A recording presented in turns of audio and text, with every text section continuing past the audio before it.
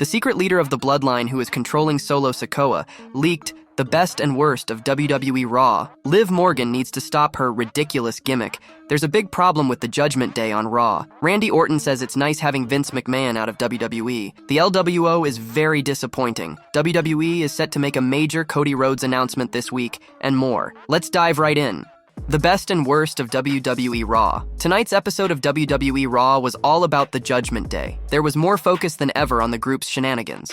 And for good reason after what happened last week. So, as we dive into the follow-up on Liv Morgan kissing Dominic Mysterio, a lot more happened on WWE RAW. Some good, some bad. Let's get into it all. Here are the biggest positives and negatives from tonight's show. Number 1. Best worst. Liv Morgan doubles down on Dirty Dom. WWE RAW started with Liv Morgan addressing her kiss on Dominic Mysterio. She stated her goal of taking everything from Rhea Ripley directly to Dirty Dom's face. Morgan teased another kiss before Finn Balor intervened. While Dominic claims to be against her, he didn't do much to reject Liv's advances. He was even caught smiling at one point. The plot thickened when she came out to save him from Braun Strowman later in the show. This was a big night for the Judgment Day, even if Dominic Mysterio wasn't present for most of their non-Liv shenanigans. However, Morgan needs challengers. She is at risk of making the Women's World Championship a prop, given how much focus is on the Judgment Day storyline. As long as Liv Morgan defends her title soon, things will be okay. She needs to be a credible champion to ensure her feud with Rhea Ripley will be a success. Mommy's return will be a great moment for sure, but Triple H must ensure the follow-up is equally good. Number 2. Worst after 10 long years. Surely there must be better ideas for Xavier Woods and Kofi Kingston on WWE RAW than to split up the New Day. Unless this ultimately leads to Big E's return to save the group, their feud with the Final Testament may not have been the best idea. Given how much Karrion Kross has spoken about it, he'd look like a fool if the New Day doesn't break up. So, either way, there's a problem. Kross couldn't stop telling Woods to turn heel following their loss to AOP on WWE RAW. Not an ideal situation at all. Number 3. Best. A productive WWE RAW for the Judgment Day. Looking beyond the Liv Morgan angle, this was a great episode of WWE RAW for the Judgment Day. Finn Balor defeated Dragon Lee, and while Carlito lost to Braun Strowman, the group still took out the monster of all monsters. Even if Morgan helped out a bit, the Judgment Day finally got to stand tall over Strowman. Meanwhile, Damian Priest continued to look strong on WWE RAW. He defeated Rey Mysterio in a fun main event before getting attacked by Drew McIntyre. The shredded Scotsman seemed to have his eye off the ball, which allowed Priest to capitalize and chokeslam him through the announce table. It's good to see some further build-up for the World Heavyweight Champion, amid the chaos around him. Liv Morgan and Dominic Mysterio could ultimately cause Damian Priest's downfall at Clash at the Castle. He'd remain somewhat strong in defeat, while Drew McIntyre would get his moment in front of his people. Wins all around. Number 4. Worst. Why are they still champs? WWE RAW's tag team division has great potential. There are some exciting duos ready to make their mark on the show, but things may never truly progress until Awesome Truth lose their titles. The Miz and R-Truth once again appeared on the show in a comedic segment without building to anything substantial. While funny on its own, the World Tag Team Champions should be doing much more. Not the ideal start for the new belts. WWE RAW desperately needs new tag team champions, so the titles are on a strong team on the up. Perhaps they are waiting for the Creed brothers to turn heel and dethrone Awesome Truth. That's the only explanation for such lackluster booking. Number 5. Best. The reactions grow every week. Speaking of Chad Gable, he is continuing to do the best work of his career. The tyrannical head of Alpha Academy was at it again on WWE RAW, this time humiliating Maxine Dupree in multiple ways. Otis even heavily teased that he would stand up to his master, only to attack Sami Zayn, who had called Alpha Academy out instead. Another great chapter in this intriguing story. Will Gable finally win the Intercontinental Championship, possibly with the help of some new teammates? It could happen. The eventual turn from Otis will be a moment to savor. It seems like it promises to get bigger and bigger after every episode of WWE RAW. That's the sign that the story is working. Liv Morgan needs to stop her ridiculous gimmick. Former WWE writer Vince Russo recently spoke about Liv Morgan's current gimmick. Liv has become a formidable force on the Raw roster after taking down Becky Lynch and becoming the Women's World Champion. The Liv Morgan Revenge Tour has been going strong. She first injured Rhea Ripley, forcing her to vacate the Women's World Championship. She then strengthened her hold on the title after taking down Becky, first at King and Queen of the Ring and in a steel cage match last week on Raw. This week on Raw, Liv Morgan spoke about how she neutralized the two most dominant women on the roster. On the show, she even tried to seduce Dominic Mysterio when the latter came out to confront her, leading to an awkward moment. On Legion of Raw, Russo pointed out that Liv needed to get rid of her fake heel laugh. He felt that the WWE producers should have advised her to stop doing it. The former writer mentioned that it was ridiculous and didn't add to her gimmick. First of all, she's got to lose that fake heel laugh. It's so phony and it's so bad. I just don't know. They're in Pennsylvania tonight. Why am I sitting here in Colorado giving this girl directions when you've got 80,000 producers there that should be giving her the same direction? The fake, phony heel laugh is absolutely ridiculous, Russo said. It will be interesting to see how this storyline develops in the coming weeks. There's a big problem with the Judgment Day on Raw. The Judgment Day made their presence felt on this week's WWE Raw across multiple segments. While Liv Morgan's mission to fracture the group continued, Finn Balor took on Dragon Lee while JD McDonough faced Braun Strowman in a singles match. World Heavyweight Champion Damian Priest main evented the show as he faced Rey Mysterio. Despite a good night for the group, Vince Russo highlighted a big problem with the stable. While Balor and Priest got wins for the group, McDonough lost to Braun in a one-sided contest. Despite the loss, the faction got one over the former Universal Champion by utilizing the numbers game, leaving Strowman lying down after multiple hits from a steel chair. Reviewing the show on the latest episode of Sportskeeda Wrestling's Legion of Raw, WWE veteran Vince Russo said the group felt stuck and their backstage segments are the same week after week. Every one of these Judgment Day segments is in the back is the same. Bro, just shoot one and air it all the time. Every single one is, we've got to show everybody Judgment Day runs Monday night, like, oh my god. They don't move with any of this stuff. It's rinse, wash, repeat, said Russo. With Liv Morgan trying to increase tensions within the group, it'll be interesting to see what's next for the heel faction on Raw. What did you think of WWE Raw this week? Randy Orton says it's nice having Vince McMahon out of WWE. Vince McMahon resigned from WWE's parent company TKO in January after being accused of sexual misconduct and trafficking by former employee Janelle Grant. In an exclusive interview, WWE star Randy Orton gave his honest take on McMahon's exit. Orton signed with WWE in 2000 and moved to the main roster 2 years later. He became one of McMahon's top stars over the next 2 decades, winning 14 world titles along the way. Sportskeeda Wrestling senior editor Bill Apter recently interviewed the Orton family at Bob Orton Jr.'s St. Louis Wrestling Hall of Fame induction. Discussing WWE's behind-the-scenes changes, the Viper admitted he prefers the new era under Triple H's leadership. All the opportunities Vince McMahon gave me,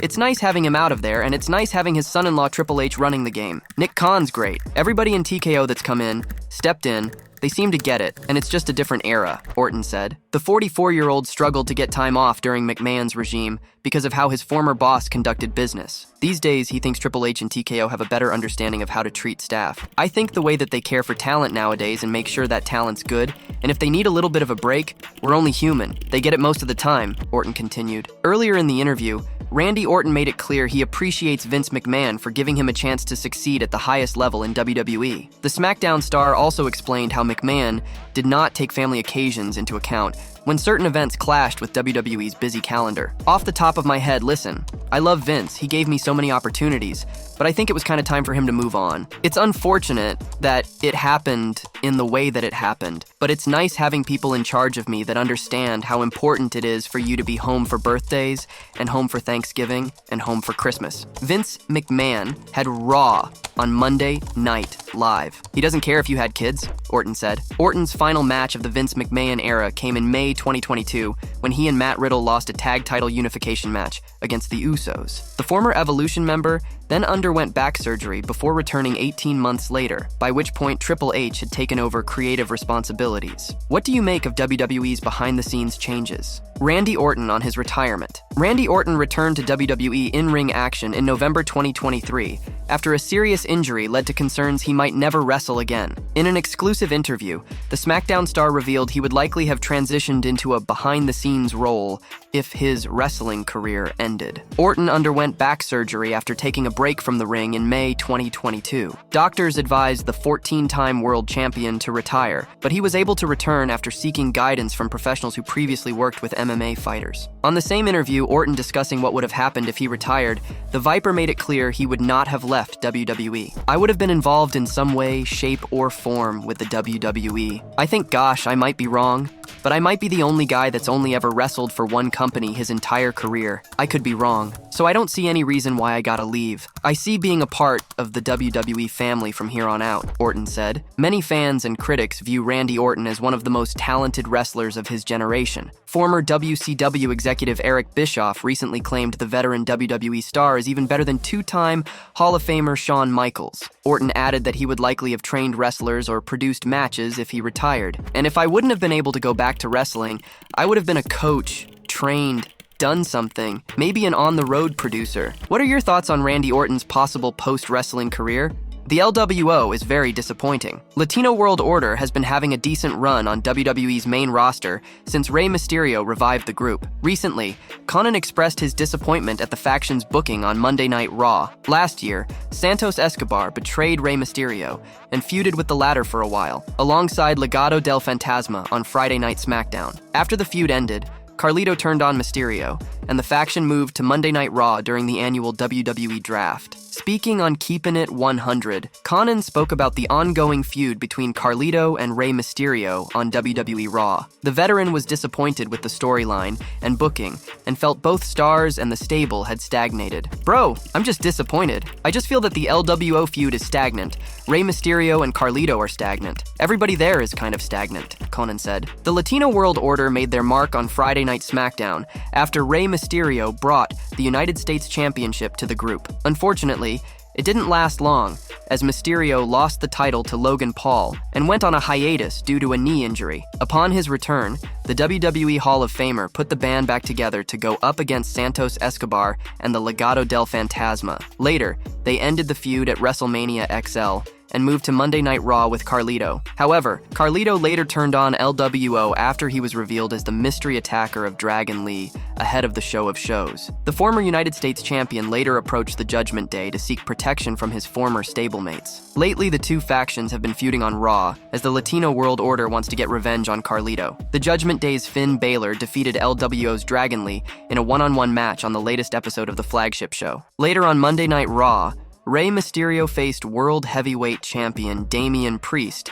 in the show's main event. Unfortunately, he lost the match, and the Judgment Day, alongside Carlito, stood tall. WWE is set to make a major Cody Rhodes announcement this week.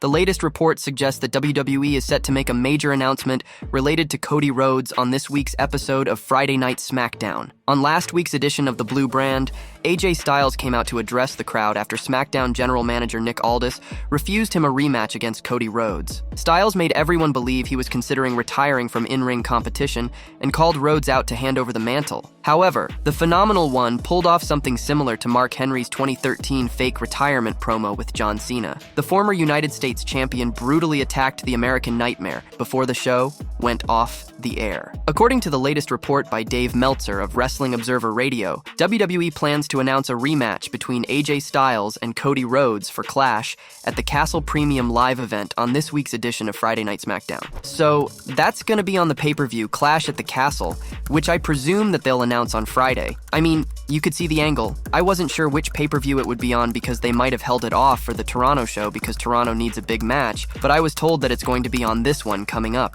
he said. During a recent edition of the Not Some Wrestling podcast, WWE personality Sam Roberts mentioned that the company might book a rematch between Cody Rhodes and AJ Styles at Clash at the Castle, where the latter might emerge victorious. Roberts also mentioned that the duo could have a third match at SummerSlam, where the American Nightmare could claim back the undisputed WWE Championship. Does Cody's reign need to go uninterrupted? Is there a world where we get a shock win from AJ Styles? We can go to a three-match scenario between Cody Rhodes and AJ Styles, of course, but it doesn't make sense to go there if you've already beaten AJ twice unless you can make it. Unless there's a story that, kind of elaborates on that the way they did with this rematch, Roberts said. It will be interesting to see if the Stamford-based promotion will book a rematch between AJ Styles and Cody Rhodes at Clash at the Castle Premium Live event. The secret leader of the Bloodline, who is controlling Solo Sikoa, leaked. A popular backstage personality has predicted that a former WWE champion could possibly be revealed as the secret leader of the Bloodline.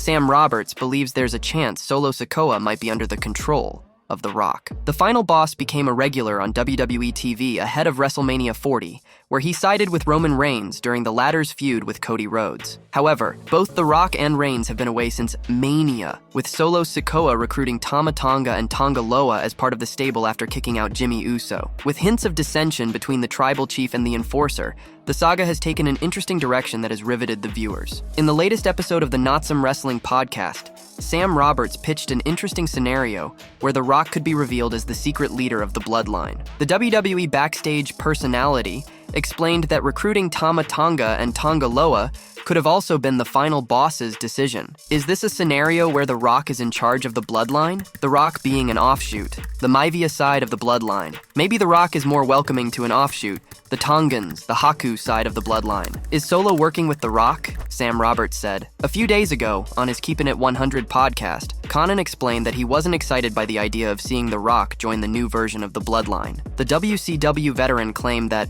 rather than the final boss, WWE's rumored new signing, Jacob Fatu, could be an intriguing addition to the stable's ranks. Well, he just named The Rock. I would not include The Rock in that, the new Bloodline, because we're not going to be seeing him for a while, I think, and he has limited dates. So instead of The Rock, I would put Jacob Fatu there, he said. Even though the Bloodline saga has been going on for years, it has kept fans captivated with thrilling twists and turns. It will be interesting to see how the story unfolds in the coming weeks.